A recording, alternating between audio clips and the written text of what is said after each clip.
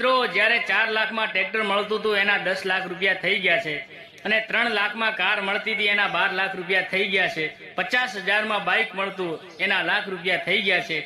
50 રૂપિયામાં ડીઝલ મળતું હતું એના હવે 100 રૂપિયા થઈ ગયા છે। 600 રૂપિયામાં જ્યારે ખાતર મળતું હતું એના 2000 થી 3000 થઈ ગયા છે। 500 રૂપિયામાં જ્યારે દવાઈઓ મળતી હતી એના હવે 5000 રૂપિયા થઈ ગયા છે।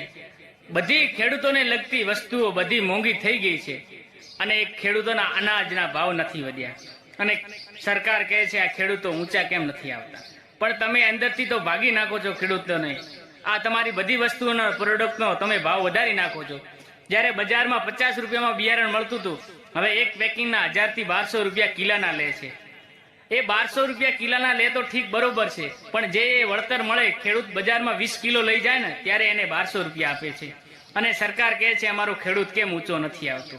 આ બધા તમારા સરકારના જ કારણો છે।